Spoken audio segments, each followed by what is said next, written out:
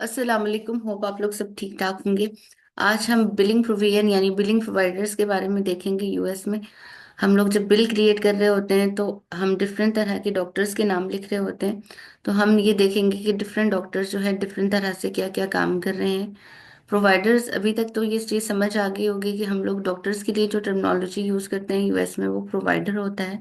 Normally doctors के जो clinics वगैरह होते हैं, सेटअप्स होते हैं, उनको प्रोवाइडर ऑफिसेज कहते हैं, जहाँ पे आउट पेशेंट बिलिंग हो रही होती है, जहाँ पे पेशेंट को चेक करा के पेशेंट जो है घर चला जाता है। 24 आवर्स का जो है स्टैंडर्ड टाइम होता है। 24 आवर्स से कम जब स्टे करता है पेशेंट जो है डॉक्टर के पास तो उसको आउट पेशेंट कहते हैं, और 24 आवर्स से ज्यादा अगर स्टे करे तो उसको इन पेशेंट कहते हैं। जो एडमिट पेशेंट होते हैं उनको इन पेशेंट कहते हैं। तो हम डिफरेंट तरह के जो है वो प्रोवाइडर्स को देखेंगे। इसी तरह से हम लोग जो है हॉस्पिटल के लिए जो है वो फैसिलिटी का वर्ड यूज करते हैं। डॉक्टर के क्लिनिक के लिए जो है वो प्रोवाइडर ऑफिस यूज करते हैं। अटेंडिंग फिजिशियन या अटेंडिंग प्रोवाइडर वो डॉक्टर होता है जो पेशेंट को डायरेक्टली चेक कर रहा है और उसके ओवरऑल ट्रीटमेंट के लिए रिस्पॉन्सिबल है। अटेंडिंग प्रोवाइडर को जो है वो रेंडरिंग प्रोवाइडर भी समहाउ कहते हैं। लेकिन इन दोनों टर्मिनोलॉजीज के अंदर जो डिफरेंस ये है कि रेंडरिंग प्रोवाइडर जो होता है वो एक स्पेसिफिक ट्रीटमेंट के लिए रिस्पॉन्सिबल होता है। अटेंडिंग प्रोवाइडर जो है ओवरऑल ट्रीटमेंट के लिए रिस्पॉन्सिबल होता है। तो जब आउट पेशेंट बिलिंग होती है तो इसमें ओवरऑल ट्रीटमेंट और स्पेसिफिक ट्रीटमेंट सिमिलर होता है, तो अटेंडिंग और रेंडरिंग प्रोवाइडर एक ही प्रोवाइडर को अल्टरनेटिवली यूज किया जा सकता है। लेकिन जब इन पेशेंट है, जब पेशेंट एडमिट होता है तो उसकी ओवरऑल ट्रीटमेंट के लिए रिस्पॉन्सिबल वो डॉक्टर होता है जिसके जिसके नाम पे उसकी फाइल बढ़ रही होती है। तो उस डॉक्टर का वो पेशेंट होता है तो वो उसका अटेंडिंग प्रोवाइडर होता है। जैसे अगर खुदा ना खास्ता कभी हम हॉस्पिटल में एडमिट होते हैं तो हम किसी, जैसे हॉस्पिटल में अक्सर ये कह रहे होते हैं कि ये डॉक्टर फलाने का पेशेंट है, ऐसे करके। तो हर एडमिट पेशेंट के पास, अब हर पेशेंट के पास उसका वाला डॉक्टर जो है वो देखने के लिए उसे आ रहा होता है, या उसको देख रहा होता है, या उसको जो है उसके फॉलोअप के लिए चक्कर लगाता है। तो लेकिन इन पेशेंट के अंदर अटेंडिंग और रेंडरिंग डिफरेंट डॉक्टर्स भी हो सकते हैं, क्योंकि एक स्पेशलिटी का डॉक्टर है जिसका पेशेंट एडमिट एडमिट है। तो उस पेशेंट को कोई और कंप्लेन हुई, जैसे फॉर फॉर एग्जांपल एक डॉक्टर है, डॉक्टर अली, वो ऑफ्थो वो है इंटरनल मेडिसिन का डॉक्टर। तो उसके पेशेंट को जो है वो ड्यूरिंग ट्रीटमेंट जो है कोई आइज की इन्फेक्शन भी हो गई है। तो अब जरा वो इंटरनल मेडिसिन का डॉक्टर है तो वो आइज को तो ट्रीट नहीं करेगा, तो आई के लिए आइज की ट्रीटमेंट के लिए ऑप्थोमोलॉजिस्ट की जरूरत होगी। तो ऑप्थोमोलॉजिस्ट को वो रिक्वेस्ट करेगा कि मेरे पेशेंट को आके देख लो, या पेशेंट अगर चल फिर सकता है तो उसको कहेगा कि जाके उस ऑप्थोमोलॉजिस्ट को दिखा दो कि तुम्हारी आइज में जो प्रॉब्लम हो रहा है वो क्या हो रहा है। तो उस सूरत में जो है ऑप्थोमोलॉजिस्ट जो है वो रेंटिंग प्रोवाइडर, और जो डॉक्टर जिसका वो पेशेंट है वो अटेंडिंग प्रोवाइडर हो सकता है। तो ये सिनेरियो पे डिपेंड करता है। बिलिंग प्रोवाइडर या बिलिंग फिजिशियन वो डॉक्टर है जिसके अंडर बिल बनता है। यानी जब हम बिल क्रिएट करते हैं तो वो उस डॉक्टर का नाम जा रहा होता है, और जो बिलिंग प्रोवाइडर होता है इंश्योरेंस का कॉन्ट्रैक्ट उसी प्रोवाइडर के साथ उसकी इनरोलमेंट और कॉन्ट्रैक्ट होता है, और उसी का एग्री किया हुआ जो कॉन्ट्रैक्ट होता है फीस स्केड्यूल, उसके अकॉर्डिंग इंश्योरेंस जो है वो पे करती है। रेफरिंग प्रोवाइडर जो है वो डॉक्टर है जो रेफर कर रहा है किसी भी पेशेंट को किसी स्पेशलिस्ट के पास। तो यूएस के अंदर प्राइमरी केयर फिजिशियन वो डॉक्टर होता है जो इनिशियल ट्रीटमेंट के लिए रिस्पॉन्सिबल होता है। इंश्योरेंस की तरफ से एलोकेटेड डॉक्टर्स होते हैं पेशेंट के, तो वो प्राइमरी केयर फिजिशियंस होते हैं, वो ज्यादातर जो रेफर करते हैं। लेकिन इसके अलावा स्पेशलिस्ट भी रेफर कर सकते हैं किसी भी दूसरे डॉक्टर के पास। तो रेफरिंग प्रोवाइडर जो है वो पीसीपी के अलावा भी हो सकते हैं। अगेन एक और बात आई है, अटेंडिंग और बिलिंग प्रोवाइडर भी सेम हो सकते हैं और अटेंडिंग और बिलिंग प्रोवाइडर भी डिफरेंट हो सकते हैं। अटेंडिंग प्रोवाइडर वो था जो ट्रीटमेंट डायरेक्टली कर रहा था। बिलिंग प्रोवाइडर वो था जिसके अंडर बिल बन रहा था। अगर कोई ऐसा क्लिनिक है, ऑफिस है जिसमें एक ही डॉक्टर मौजूद है, तो वो डेफिनेटली उसी का क्लिनिक है, उसी की इंश्योरेंस के साथ रजिस्ट्रेशन है, और वही ट्रीटमेंट डायरेक्टली प्रोसीजर परफॉर्म कर रहा है, तो अटेंडिंग बिलिंग वो सेम डॉक्टर ही जाएगा। अगर उस डॉक्टर ने अपने जो है क्लिनिक के अंदर और नर्स प्रैक्टिशनर और जो है फिजिकल असिस्टेंट या असिस्टेंट डॉक्टर रखे हुए हैं, तो अगर कोई असिस्टेंट डॉक्टर या नर्स प्रैक्टिशनर जो है उस डॉक्टर की सुपरविजन के अंडर ट्रीटमेंट दे रहा है, तो उस सूरत में अटेंडिंग प्रोवाइडर जो है वो नर्स प्रैक्टिशनर में से कोई जाएगा, और बिलिंग प्रोवाइडर जो है वो डॉक्टर जाएगा जिसका वो क्लिनिक या हॉस्पिटल, क्लिनिक क्लिनिक क्यों क्लिनिक इसलिए कह रही हूँ कि वो ऑफिस विजिट होता है ज्यादातर ये तब हो रहा होता है कि जब आपकी बिलिंग जो है वो आउट पेशेंट के लिए होती है। इन पेशेंट की जो बिलिंग होती है उसका सिनेरियो थोड़ा सा अलग होता है। उसके बाद सुपरवाइजिंग फिजिशियन या सुपरवाइजिंग प्रोवाइडर वो होता है जो जिसके अंडर टीम काम कर रही होती है, नर्स प्रैक्टिशनर फिजिकल असिस्टेंट काम कर रहे होते हैं, ट्रीटमेंट का प्रोटोकॉल डॉक्टर डिसाइड करता है और ये लोग जो है वो ट्रीटमेंट करते हैं। Nurse practitioner physical assistant doctor ने जो ये भी क्वालिफाइड स्टाफ होता है, जिनके पास बाकायदा डिग्री होती है, लाइसेंस होता है, इंश्योरेंस के साथ इनरोलमेंट इनकी हो चुकी हुई होती है। ये किसी भी डॉक्टर के अंडर, जो स्पेशलिस्ट के अंडर जो है वो सर्विसेज दे रहे होते हैं, उसको हेल्प कराने के लिए उसने अपने जो है वो हॉस्पिटल क्लिनिक के अंदर रखे हुए होते हैं। ये एक स्क्रीनशॉट है सॉफ्टवेयर का, प्रैक्टिस मैनेजमेंट सॉफ्टवेयर का। इस सॉफ्टवेयर का नाम है कोलैबोरेट एमडी। ये कोलैबोरेट एमडी में क्लेम क्रिएट करते हुए स्क्रीनशॉट हमने लिया हुआ है कि जब डॉक्टर्स की, डिफरेंट डॉक्टर्स की इंफॉर्मेशन कैसे हमने कहाँ कहाँ ऐड करनी होती है। तो देखें कि हमने यहाँ पे rendering provider, billing provider, supervising provider, ordering provider और रेफरिंग प्रोवाइडर की इंफॉर्मेशन रखी हुई है। तो जो भी स्पेशलिटी होगी उस स्पेशलिटी के अकॉर्डिंग जो है, जो जो रिक्वायरमेंट होगी, जिन जिन डॉक्टर्स की इंफॉर्मेशन की रिक्वायरमेंट होगी वहाँ पे ऐड करना। वहाँ पे हम बिल क्रिएट करते हुए इसको ऐड करेंगे कि कौन से डॉक्टर ने क्या प्रोसीजर परफॉर्म किया है। तो इसलिए हम लोगों को डॉक्टर्स के बारे में जो है वो पता होना चाहिए कि कौन कौन से डॉक्टर्स के लिए क्या क्या टर्मिनोलॉजी यूज हो रही है। अब आगे हमारे पास तीन डिफरेंट सिनेरियो हैं बिलिंग के। पहले तो टर्मिनोलॉजी थी जो डॉक्टर्स की यूज हो रही थी। अब जो सिनेरियो बिल क्रिएट करते वक्त हमने जिस तरह से करना होता है, उनके लिए जो टर्मिनोलॉजी यूज हो रही है वो सिनेरियो, उनको डिस्कस करेंगे कि अगर ये इस तरह का सिनेरियो आता है तो इस कंडीशन में हम बिल क्रिएट करते हुए किस तरह से बिल क्रिएट करेंगे। पहला सिनेरियो है ल्यूकम टेनेंस। ल्यूकम एक लैटिन फ्रेज है जिसका मतलब होता है टेम्परेरी। ल्यूकम टेंडेंट वो डॉक्टर्स होते हैं जो टेम्परेरी किसी दूसरे डॉक्टर की जगह उसी स्पेशलिटी के डॉक्टर होते हैं, और किसी अपनी ही स्पेशलिटी के डॉक्टर की जगह जाके सर्विसेज परफॉर्म कर रहे होते हैं। जब वो रेगुलर डॉक्टर जो होता है वो छुट्टियों पे होता है, किसी भी रीजन की वजह से, कोई इलनेस हो सकती है, वेकेशंस की वजह से, या किसी भी रीजन की वजह से छुट्टियों पे जाता है, तो अपनी जगह अपने क्लिनिक में जो है वो किसी और डॉक्टर को, अपनी स्पेशलिटी के डॉक्टर को रख के जाता है कि मेरे पेशेंट्स को चेक करना। अब ल्यूकम डॉक्टर दायरा सेम स्पेशलिटी का होता है तो वो न्यू और एस्टेब्लिश दोनों तरह के पेशेंट्स को देख सकता है। न्यू और एस्टेब्लिश का हमने पहले जिक्र किया था कि मेडिकल बिलिंग में न्यू पेशेंट वो है जो पहली दफा आया है, और न्यू पेशेंट वो भी है जो कि 3 साल के गैप के बाद आया है। पहले वो आता तो रहता था रेगुलर, फिर 3 साल वो गायब रहा, और 3 साल के बाद फिर कहीं से आया है, तो वो भी क्या है हमारा, जो है वो न्यू पेशेंट है। और एस्टेब्लिश पेशेंट वो है जो फॉलोअप के लिए जो है हाफ एन आवर आता रहता है, तो वो एस्टेब्लिश पेशेंट है। या 3 साल से एक दिन पहले भी आया है तो वो एस्टेब्लिश पेशेंट काउंट होता है। अब ल्यूकम टेनेंट जब जब भी किसी डॉक्टर के साथ कॉन्ट्रैक्ट कर रहा है, रेगुलर डॉक्टर अपनी जगह जो है ल्यूकम को छोड़ के जा रहा है तो ल्यूकम के साथ कॉन्ट्रैक्ट करता है, तो कुछ स्पेसिफिक प्रोटोकॉल हैं जो कि फॉलो करने होते हैं। ल्यूकम टेनेंट जो है, इसकी अपनी रेगुलर कोई भी प्रैक्टिस नहीं होनी चाहिए, यानी इसका अपना क्लिनिक या कहीं पे वो हॉस्पिटल में जो है वो जॉब नहीं करना चाहिए, बल्कि ये एक फ्रीलांसर डॉक्टर होता है जो दूसरों की जगह जाके ही सर्विसेज करता है। ये इनका काम होता है। फिर सेकंड चीज ये है कि ल्यूकम जो है एक टाइम में एक ही डॉक्टर के साथ कॉन्ट्रैक्ट कर सकता है, मल्टीपल डॉक्टर के साथ एक टाइम में कॉन्ट्रैक्ट नहीं कर सकता। कि एक डॉक्टर की जगह ही वो सर्विसेज देगा, तो ऐसे नहीं है कि सुबह एक जगह दे रहा है सर्विसेज, शाम को एक जगह दे रहा है सर्विसेज। फिर उसके बाद है कि रेगुलर फिजिशियन जो है, जिसने अपनी जगह ल्यूकम को छोड़ा है उसको हम रेगुलर फिजिशियन कह रहे हैं। वो भी क्या हो, छुट्टियों पे ही गया हुआ, जाके कहीं और काम ना कर रहा हो। और ल्यूकम का जो कॉन्ट्रैक्ट होता है वो 60 डेज का होता है। ये जो है स्पेसिफिकेशंस हैं ल्यूकम के सिनेरियो के अंदर, कि ल्यूकम, अगर ल्यूकम कोई डॉक्टर किसी की जगह सर्विसेज देगा तो इन चीजों को उसने प्रॉपरली फॉलो करना पड़ेगा इस कॉन्ट्रैक्ट के अंदर। अब बिलिंग प्रोटोकॉल, जब बिल क्रिएट करते हैं ल्यूकम का, तो बिल बनाते वक्त हम क्या करते हैं, अटेंडिंग और बिलिंग प्रोवाइडर उस डॉक्टर का नाम लिखते हैं जो डॉक्टर छुट्टियों पे गया है, जिसका वो क्लिनिक है। ये एक चीज समझने में, साउंड करने में भी डिफरेंट लग रही है कि प्रोसीजर ल्यूकम परफॉर्म कर रहा है और नाम हम उस डॉक्टर का लिख रहे हैं जो छुट्टियों पे गया हुआ है। बाजाहिर लग रहा है कि कैसे कोई फ्रॉडलेंट एक्टिविटी कर रहे हैं, लेकिन एक्चुअली ये बिलिंग का प्रोटोकॉल है। इसमें कैसे पता चलेगा कि सर्विसेज ल्यूकम ने परफॉर्म की हैं? ऑफ कोर्स तब जब हम Q6 का मॉडिफायर लगाएंगे। अगर आपको याद हो कि हमने मेडिकल कोडिंग वाला जो वो पढ़ा था सेशन, उसके अंदर हमने पढ़ा था कि टू कैरेक्टर इंडिकेटर होता है मॉडिफायर, जो कि किसी सर्विसेज में एडिशनल इंफॉर्मेशन या क्लियरिटी के लिए जरूरी होता है। ठीक है। तो Q6 का मॉडिफायर जहां पे भी लगा होगा किसी भी क्लेम के साथ, तो उसका मतलब ये होगा कि जिस डॉक्टर का नाम लिखा हुआ है उस डॉक्टर ने प्रोसीजर परफॉर्म नहीं किया, बल्कि किसी ल्यूकम डॉक्टर ने किया हुआ है। ल्यूकम डॉक्टर की जो इन्फॉर्मेशन जो रेगुलर डॉक्टर ने पहले इंश्योरेंस को प्रोवाइड की होती है।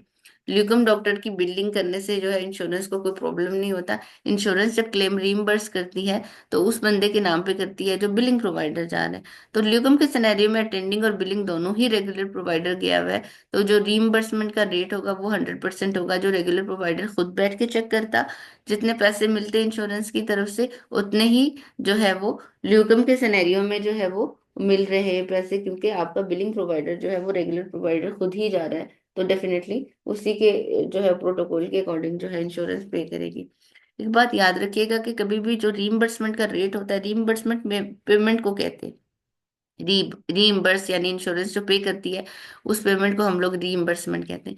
तो रीइम्बर्समेंट का के रेट का ताल्लुक जो होता है वो प्रोवाइडर बिलिंग प्रोवाइडर के साथ होता है, क्योंकि बिलिंग प्रोवाइडर का जो भी इंश्योरेंस के साथ कॉन्ट्रैक्ट होगा, इंश्योरेंस उस कॉन्ट्रैक्ट के अकॉर्डिंग जो है वो पे करती है सर्विसेज के लिए। दूसरा सिनेरियो इंसिडेंट टू प्रोविजन है। इंसिडेंट टू प्रोविजन बहुत सिंपल सा सिनेरियो है। डॉक्टर है, डॉक्टर क्लिनिक की जो ऑफिस की प्रीमिसेस के अंदर मौजूद है, और ट्रीटमेंट का प्रोटोकॉल भी डॉक्टर ही बता रहा है नर्स प्रैक्टिशनर को, लेकिन डायरेक्टली जो प्रोसीजर परफॉर्म कर रहा है वो नर्स प्रैक्टिशनर कर रहा है, वो डॉक्टर नहीं कर रहा। तो डॉक्टर लेकिन पूछ के नर्स प्रैक्टिशनर डॉक्टर से ही पूछ के वो जो है प्रोसीजर कर रहा है। इस सूरत में हम जब बिल बनाते हैं तो हम लोग जो है अटेंडिंग प्रोवाइडर की जगह या अटेंडिंग की जगह जो है वो हम लोग नर्स प्रैक्टिशनर का नाम लिखते हैं, और बिलिंग की जगह जो है वो डॉक्टर का नाम लिखते हैं। बिलिंग की जगह जो वही डॉक्टर जिसका ट्रीटमेंट का प्रोटोकॉल जिसने डिसाइड किया है, या जिसका क्लिनिक है, जिसका असिस्टेंट जो नर्स प्रैक्टिशनर है।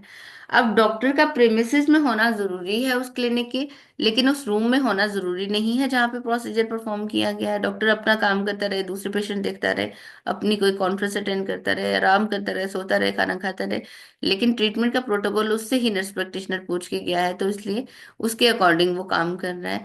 तो इस सूरत में अटेंडिंग तो नर्स प्रैक्टिशनर जा रहा है, बिलिंग जो है वो रेगुलर प्रोवाइडर जा रहा है। तो इन जो रीइंबर्समेंट का रेट इंश्योरेंस जब पे करेगी तो तब भी 100% ही करेगी, क्योंकि हमारा बिलिंग प्रोवाइडर सेम ही है। अगर डॉक्टर खुद चेक करता तो तब भी इतने पैसे ही मिलते, अगर डॉक्टर का नर्स प्रैक्टिशनर चेक कर रहा है तो तब भी उतने ही पैसे मिलेंगे।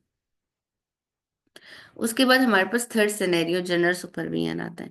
जनरल सुपरविजन एक सिंपल सा सिनेरियो, इजी सा सिनेरियो है। जनरल सुपरविजन के अंदर हमारा ये होता है कि डॉक्टर है ही नहीं मौजूद, प्रीमिसेस में ही नहीं है, क्लिनिक में आया ही नहीं है। अब पेशेंट आ गया है तो नर्स प्रैक्टिशनर खुद ही पेशेंट को चेक करेगा। जैसे मैंने ऑलरेडी आप लोगों को बताया कि नर्स प्रैक्टिशनर जो होता है या फिजिकल असिस्टेंट क्वालिफाइड होते हैं, उनका की इंश्योरेंस के साथ रजिस्ट्रेशन होती है, उनकी बाकायदा एनपीआई होता है। तो अब डॉक्टर मौजूद नहीं है, ट्रीटमेंट का प्रोटोकॉल नर्स प्रैक्टिशनर है खुद ही डिसाइड करना है, तो खुद ही नर्स प्रैक्टिशनर ट्रीटमेंट का प्रोटोकॉल डिसाइड करके ट्रीटमेंट कर रहा है। तो इस सूरत में जब बिल बनेगा तो अटेंडिंग बिलिंग दोनों ही नर्स प्रैक्टिशनर जाएगा, क्योंकि डॉक्टर था ही नहीं प्रीमिसेस में मौजूद। लेकिन जब नर्स प्रैक्टिशनर को पे हो रहा होता है या उसका रीइंबर्समेंट होता है, तो उसका रीइंबर्समेंट रेट एक डॉक्टर की निस्बत कम होता है। इसका फीस स्केड्यूल के अकॉर्डिंग जो है रीइंबर्समेंट जो होती है वो 85% होती है, अगर नर्स प्रैक्टिशनर खुद ही अटेंडिंग और खुद ही बिलिंग जा रहा है। जाहिर है वो डॉक्टर मौजूद नहीं है, तो अटेंडिंग ट्रीटमेंट का प्रोटोकॉल भी इसका डिसाइड किया हुआ है और एक्चुअली ट्रीटमेंट ही खुद ही कर रहा है, तो इसमें यहाँ अटेंडिंग और बिलिंग जो है वो नर्स प्रैक्टिशनर खुद होगा। तो ये हमारे तीन सिनेरियो थे। आप लोगों के माइंड में इन तीन सिनेरियो को लेके कोई क्वेश्चन है तो आप लोग पूछ लें। एक छोटा सा टॉपिक और भी मैं ऐड कर लेती हूँ।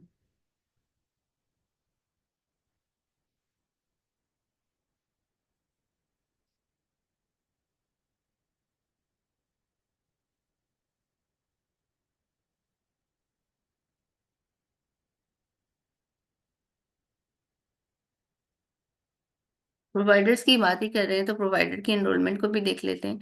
प्रोवाइडर की इनरोलमेंट क्या होती है, क्रेडेंशियलिंग, इनरोलमेंट और पार्टिसिपेशन की कुछ टर्मिनोलॉजीज हैं, इनको भी देख लेते हैं। प्रोवाइडर इनरोलमेंट और पार्टिसिपेशन। इनरोलमेंट के नाम से ही जाहिर है कि कोई कोई भी डॉक्टर जो है वो इनरोल हो रहा है। प्रोवाइडर की इनरोलमेंट होती है इंश्योरेंस के साथ, यानी रजिस्ट्रेशन। जब तक डॉक्टर जो है वो इंश्योरेंस के साथ इनरोल नहीं होगा, इंश्योरेंस उसके क्लेम को प्रोसेस नहीं करेगी, जाहिर है इंश्योरेंस की लिस्ट में वो शामिल नहीं है, तो इंश्योरेंस उसे जानती ही नहीं है कि ये कोई डॉक्टर है या कुछ है। तो फिर क्या होगा कि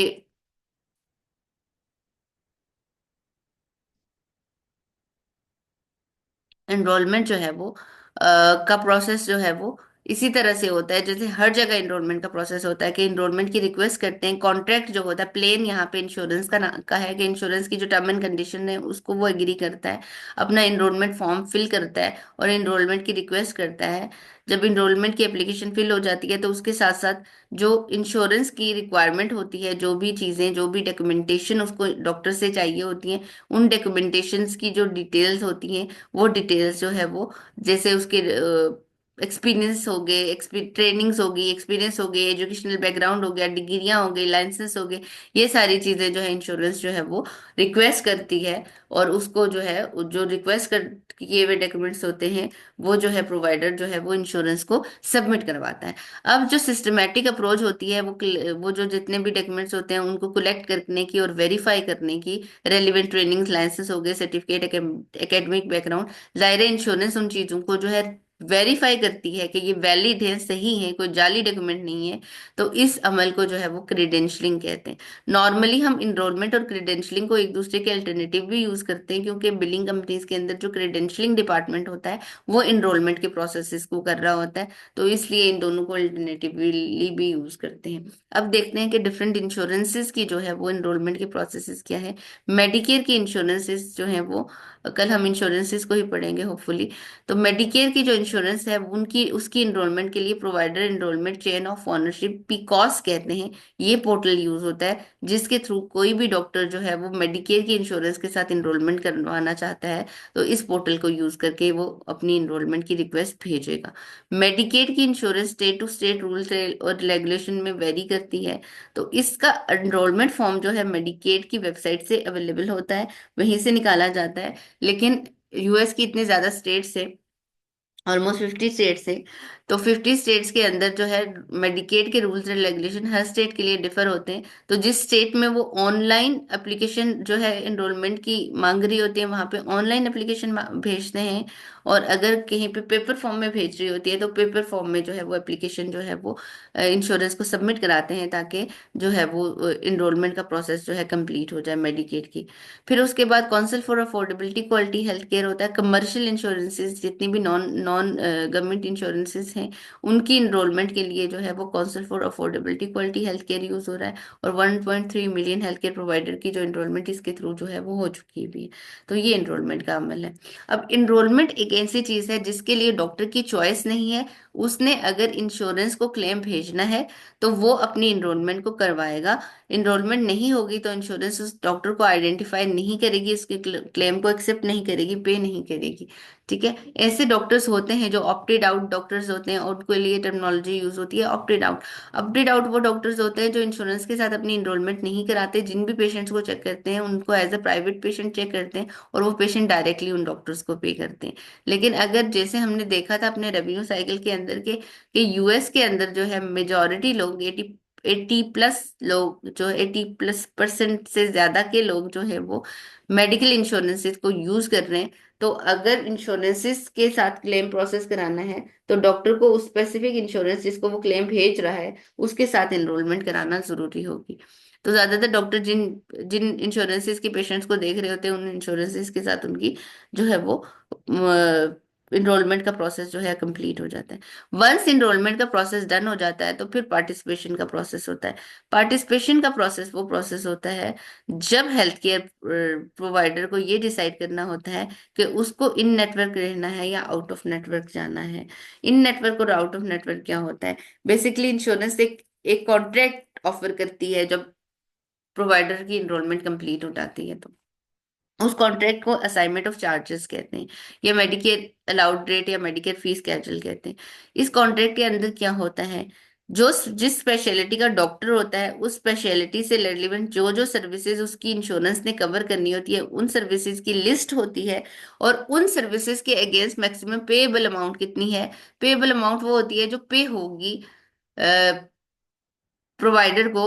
इंश्योरेंस पे करे, पेशेंट पे करे, दोनों मिल के पे करे, लेकिन उससे ज्यादा जो है अमाउंट के लिए वो क्लेम नहीं कर सकती इंश्योरेंस। वो पेएबल अमाउंट होती है।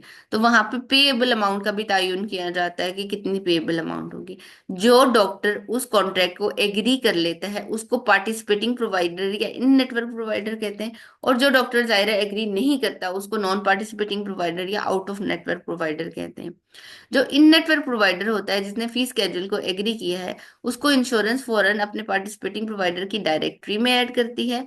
और उसके बाद क्या करती है, उस डॉक्टर की लोकेलिटी के जितने भी पेशेंट उस इंश्योरेंस के अंडर होते हैं उनका प्राइमरी केयर फिजिशियन बना लेती है। तो इस डॉक्टर के पास जो है वो पेशेंट का फ्लो बढ़ जाता है। उसके बाद मेडिकेयर की इंश्योरेंस जो है, अगर प्राइमरी इंश्योरेंस है तो सेकेंडरी इंश्योरेंस को खुद ही क्लेम जो है क्रॉस ओवर कर लेती है। आपको भेजने की जरूरत नहीं है, तो खुद क्लेम पे करके प्रोसेस करके सेकेंडरी को भी खुद ही भेज देती है। उसके बाद जो है, जो जो हमारे पार्टिसिपेटिंग प्रोवाइडर होते हैं इनको इंश्योरेंस ने फीस स्केड्यूल में 5% हायर दे नॉन पार्टिसिपेटिंग रखने की परमिशन दी होती है। ये टोटल जब चार्ज करते हैं तो 5% ज्यादा कर सकते हैं एक नॉन पार्टिसिपेटिंग प्रोवाइडर की निस्बत। और सबसे ज्यादा फायदा इसको ये होता है कि इंश्योरेंस डायरेक्टली जो है वो प्रोवाइडर को पे करती है।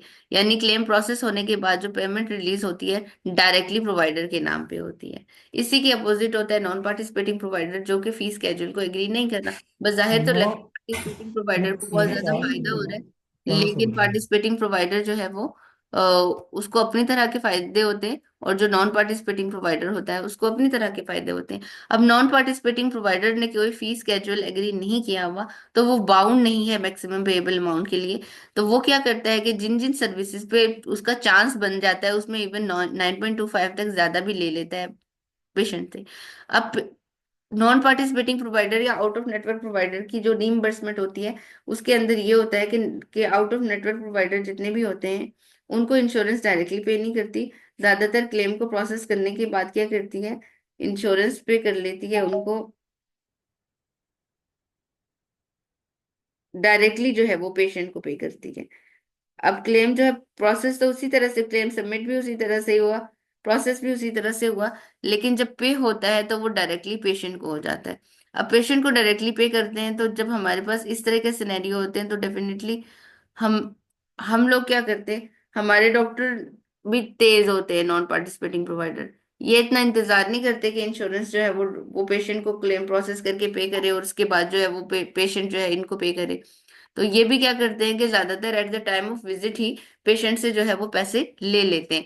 तो बाद में इंश्योरेंस क्लेम प्रोसेस करके पेशेंट्स को पे करती रहती है। तो नॉन पार्टिसिपेटिंग प्रोवाइडर में थोड़ा सा जो है वो पार्टिसिपेटिंग प्रोवाइडर की निस्बत जो थोड़ा फर्क होता है चीजों के अंदर। अब ये हमारा जो बेसिकली सारा जो सीन था यही था पार्टिसिपेशन का।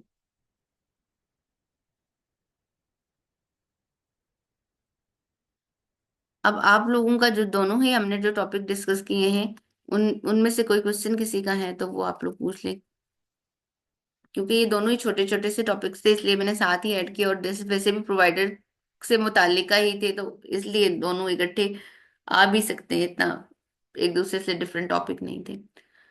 किसी ने क्वेश्चन पूछा हुआ था कि टोटल कितने लेक्चर्स होंगे। 20 से 22 टोटल हमारे सेशंस होते हैं जिसके अंदर हमारे कोई एक दो दिन जो होते हैं बीच में रिवीजन रिवीजन भी खेलते हैं हम।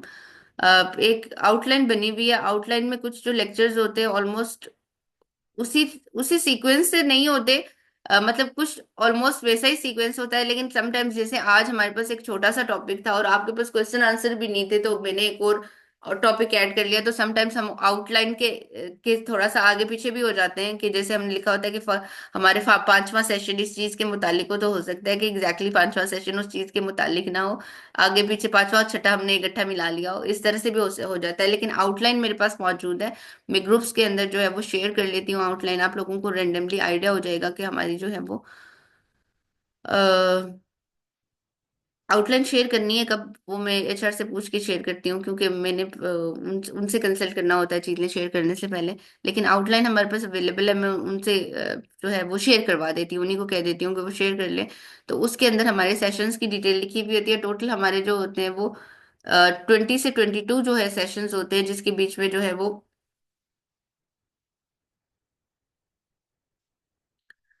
उसमें जो है वो हमारे जो है वो सारे के सारे टॉपिक्स कवर हो जाएंगे। और आउटलाइन से आपको आइडिया भी हो जाएगा कि हमारे जो कौन कौन से टॉपिक्स कवर होंगे। उसके बीच में दो हमारे एग्जाम होते हैं, मिड और फाइनल एग्जाम्स होते हैं। एग्जाम हमारे एमसीक्यूज टाइप होते हैं, जो हमारा गूगल क्विज होता है सिंपली। उसमें जो है हम आपको लिंक भेजते हैं, लिंक को आप क्लिक करके जो है वो एमसीक्यूज को फिल करते हो। मिड टर्म के एग्जाम के अंदर हम लोगों ने जो है क्वेश्चंस के आंसर्स और उसके ऊपर वो लगाया हुआ होता है कि आप लोग जो है अपने मार्क्स देख सकते हो, और क्वेश्चंस जो आपके गलत हुए हैं वो चीजें भी देख सकते हो, ताकि आप लोगों के जो भी कॉन्सेप्ट सही नहीं हुए हैं अभी तक, तो आप लोग बाद के जो सेशंस होते हैं उनमें वो डिस्कस कर लो कि कौन से क्वेश्चन आपने लिखे थे, आपको लग रहा था सही है लेकिन वो गलत हो गया। तो वो हमने मिड में इस तरह से अलाउ किया होता है। फाइनल एग्जाम्स का रिजल्ट क्योंकि उस वक्त उसी वक्त शो नहीं होता, और ना फिर उस वक्त आपकी गलतियां बताने का फायदा भी नहीं होता, क्योंकि वो आपका लास्ट सेशन होने के बाद फाइनल एग्जाम होता है। तो फाइनल एग्जाम का रिजल्ट जो है बाद में अनाउंस होता है। मिड टर्म का एग्जाम फौरन ही आप जैसे ही सबमिट कराते हैं, तो सबमिट करते साथ ही जो है वो रिजल्ट शो होता है। तो डेफिनेशंस वगैरह नहीं होती इसके अंदर, एमसीक्यूज होते हैं, ट्रू फॉल्स और एमसीक्यूज होते हैं, ताकि आप लोगों के कॉन्सेप्ट जहाँ पे हम लोगों को लग रहा होता है कि मजीद क्लेरिफिकेशन की जरूरत है, ये यहाँ पे बंदा डाउटेड हो सकता है इस तरह की सिनेरियो के अंदर, तो उस तरह के क्वेश्चन ज्यादातर ऐड होते हैं। कोई इतना डिफिकल्ट नहीं होता क्विज, लेकिन इतना आसान भी नहीं होता। और चूंकि आपके लिए ओपन बुक होता है, तो आप लोग जो है वैसे भी इधर उधर से देख के इवन कर रहे होते हो, लेकिन ज्यादातर कोशिश किया करें कि एग्जाम जो है ऑनेस्टी से करे, क्योंकि ऑनेस्टली आप एग्जाम करोगे तो अपने अपने नॉलेज का टेस्ट होता है, आप लोगों को पता चलता है। क्योंकि प्रोफेशनल एक डिग्री जब हम प्रोफेशनल एक कोर्स जब हम कर रहे होते हैं, तो उसमें बच्चों की तरह सिर्फ नंबर लेने की बात नहीं है, काउंट नहीं कर रहा। 50% से ज्यादा हो जाएगा तो फिजिकली इंटर्नशिप के लिए क्वालिफाई कर देते हैं, 50% से लेस हो तो उसका मतलब होता है कि ये बंदा वैसे भी इसे कुछ नहीं समझ आया, तो उस पर टाइम भी जाया किया उसने, अपने पैसे और हमारा वक्त जाया किया। तो इसलिए इतना स्कोर करना जरूरी होता है। बाकी ये नहीं होता कि 100% या 80% का हमारे कुछ मार्जिन हो, ये वाली चीजें नहीं होती। बस ये होती है कि अंडरस्टैंडिंग आपकी डेवलप हो चुकी हुई है चीजों के बारे में, ताकि आप प्रैक्टिकली जब करोगे तो आपके लिए हेल्पफुल हो। और किसी के माइंड में कोई क्वेश्चन क्वेरी है तो प्लीज पूछ लीजिए।